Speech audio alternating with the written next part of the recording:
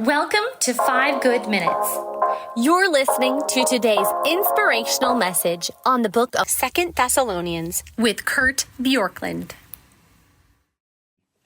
One of the parts of 2 Thessalonians chapter 3 that has also engendered a lot of debate, I realize I've said this every day so far, is this idea of what is restraining, what is holding back the person of lawlessness. And we read this in verse 5. It says, "Don't you remember that when I was with you, I used to tell you these things? And now you know what is holding him back, so that he may be revealed at the proper time. For the secret power of lawlessness is already at work," so it's around us, "but the one who now holds it back will continue to do so until he's taken out of the way." So this idea, the one who holds it back, most interpreters have said this is because it's a reference to a person, the one, that this is a reference to the Holy Spirit, that the Holy Spirit is the restraining influence on the man of lawlessness, the power of lawlessness in our world.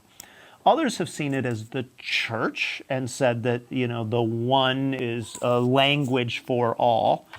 Others have seen it and said, well, maybe this is just a more generic use of some kind. But either way, there will be something taken out of the way. And so for some, this is a great evidence of a premillennial, pre-tribulational rapture of the church, because for the church to be taken out of the way, that means that there has to be a rapture. Or for the Holy Spirit not to be in the world, all the Christians need to be gone.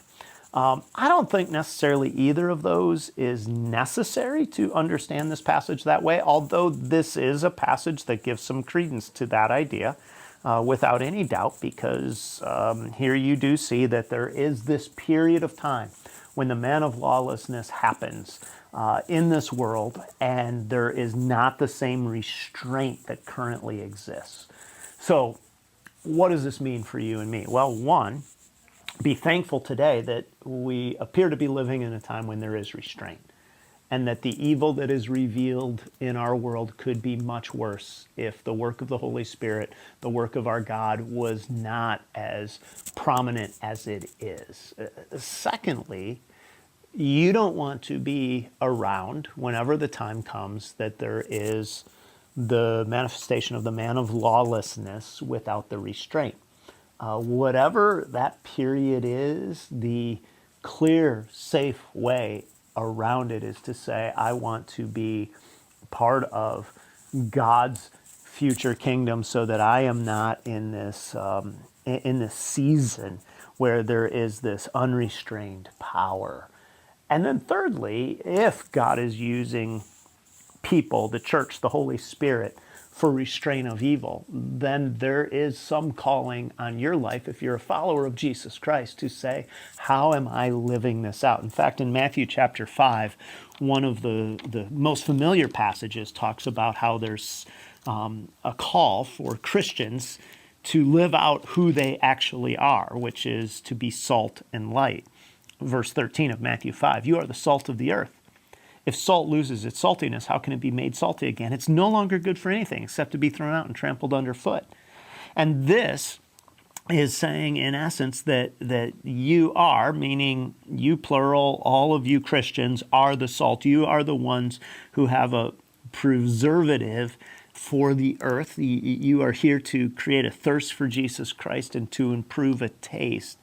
And so there's a gratefulness for the restraining power of God, but there's also a sense in which you, if you are a follower of Jesus, are called to be part of that. So let me just ask you, what would it look like for you to be part of the restraining power of God in this world today? Would it mean being a little more politically active? Would it mean just being more vocal in the school that you're in the place of employment that you're in? Would it mean participating in a social program that helps to create the world as it should be, rather than simply saying, I am against trying to just escape this world?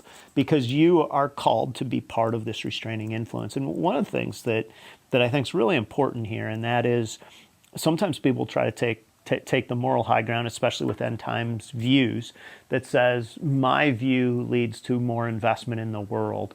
And then others would say, oh, no, my view does.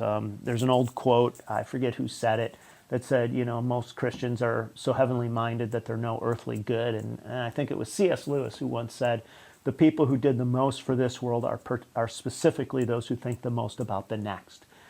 Really, regardless of your view of how the end times plays out, you are called today to be a part of the restraining work of God in this world, the salt, the light of the earth, meaning God has given you a specific place, a specific corner of this earth to invest in entirely.